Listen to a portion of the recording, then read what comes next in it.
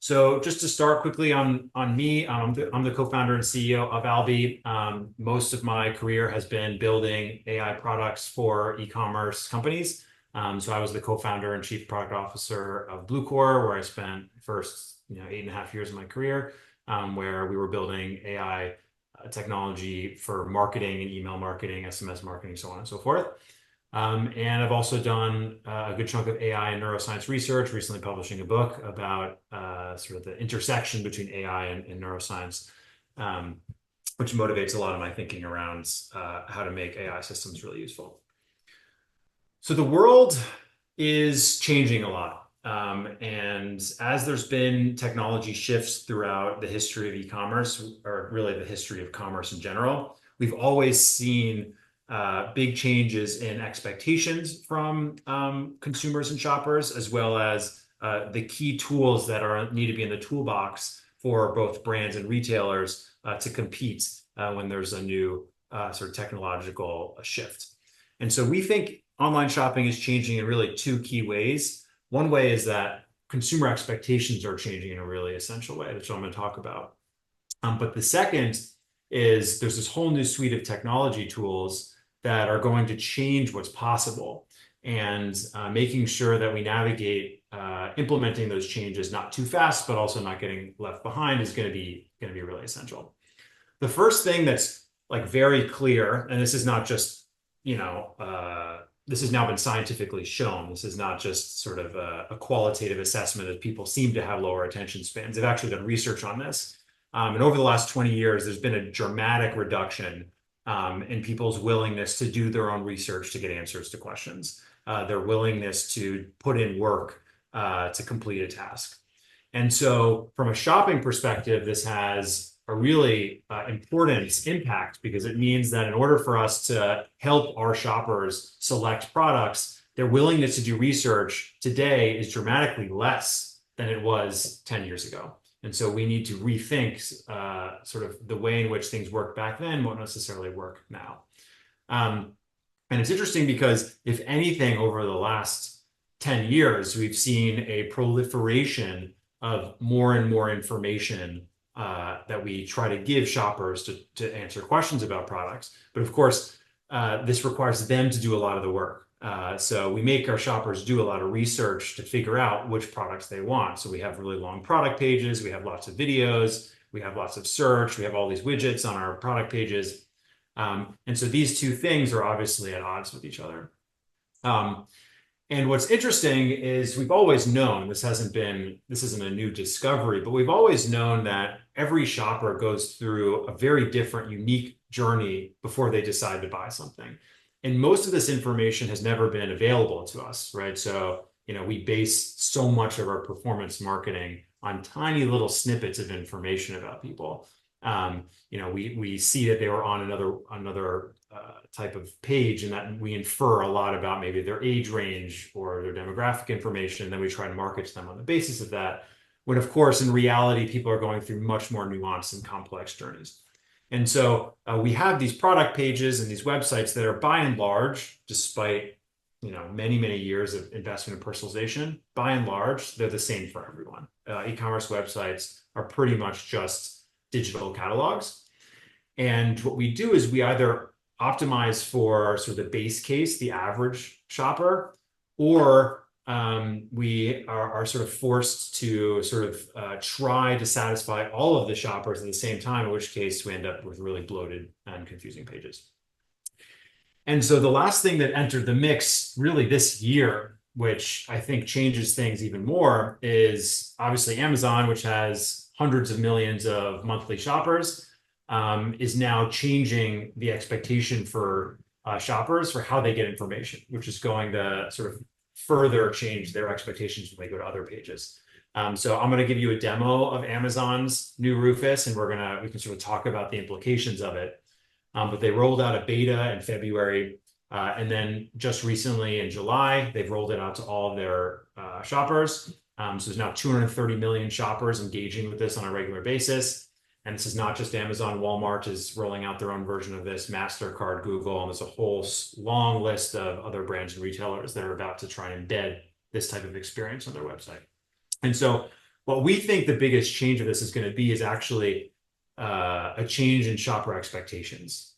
So, it used to be the case that no shopper expected reviews. Now it's weird for a website to not have reviews. It used to be the case that shoppers didn't expect recommendations. Now it's weird for a website to not provide recommendations. And we think the same sort of shift is going to happen here. So let me give a little demo of Rufus so people can get sort of an idea of it. So here's just anyone can test this out, so feel free to do this yourself. But if you go to any sort of page, you will see that they now have this widget on every single product page. And what this widget does is two very key things. One, this is a way I can get any question answered about this product that I want. I do not have to do research. So I do not have to read all of this text. I do not have to scroll down all the way through all of this information. I don't have to go through reviews. I can just ask the question directly here. That's one thing it does. Two, it actually predicts what are the most likely questions that someone needs to know in order to buy this. And so this is a really essential piece. I'll tell you some research behind why this prediction is so crucial for things working correctly. But these two things paired together, we're seeing Amazon roll out across the board, both on mobile, desktop, so on and so forth. And I'll give you some sort of data to back that up. So I can say, like, is this bag waterproof? It'll tell me whether it's waterproof. It'll reference Q&A, so I don't have to read it myself. One customer says it's waterproof. Another mentions it's made of double-strand waterproof polyester. And it also gives some good sort of advisement. Another example, which is actually a personal one, I recently got smart switches, and I had a bunch of questions about all of them because they're very complicated about what's compatible with what, whatever. And this was an example of something I directly used. All I had to do is like, can I integrate this with Google Home? Is it annoying to integrate and set up on Google?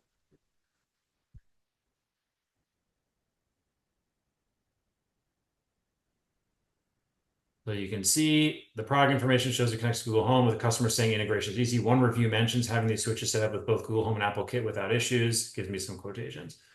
So this is such a nice way, especially as, again, attention spans decline, for people to immediately get the information that they need in order to make a purchasing decision. You actually see that they've removed customer Q&A. So there is no more customer Q&A for most Amazon variants. They're obviously A/B testing this. If I want to post a question, it shows up after I actually ask the question here. So here I can post a Q&A. So one other thing I want to show, if you open up the chat, so there is also a chat. So let me just show you this. They also have Rufus chat. So it's a separate experience. It's both the embedded experience and this chatbot experience. This is like an essential piece of the research that we've done also that shows that these are essentially different. It's crucial for people, shoppers, to not have to open a chatbot to get quick answers, but also you can have a chatbot if you want to sort of go back and forth and ask longer form questions. And you can see the questions that they pose are based on the context of where you are on the page. So if I'm on a search result page for vacuum cleaners, you can see it prompts me with vacuum cleaning related things. The other really cool experience they've done is on search results. So I just typed in packing tape, scrolling down, and you'll see all of a sudden, this is embedded in the search results experience. So what they've realized, which is clever, is you don't want these types of questions to slow down the purchasing journey. So you don't want to get in the way of someone who's going to buy anyway. That's where you sort of get negative conversion rate effects. So the question is, how do you embed this into the experience seamlessly such that you're specifically capturing the people that are struggling to make a conversion decision? And so this is a really clever way to do it, which is only after scrolling pretty far down, it's clear that I'm having trouble deciding. And it now explicitly demonstrates possible questions I might need answered to make a choice instead of scrolling until I give up. So you can see if I do that and I click on one of the questions, it just answers directly in the page.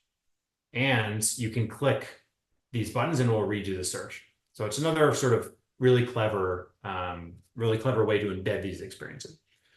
So the question that we at Alby ask, this is what I spent my whole career doing, is how do we help everyone else compete with Amazon effectively and thrive in a world where Amazon takes so much of the share of the pie. And that's exactly what we did at Bluecore. We looked at the really clever personalized emails that Amazon was sending and saying, how do we empower everyone else to be just as good or even better?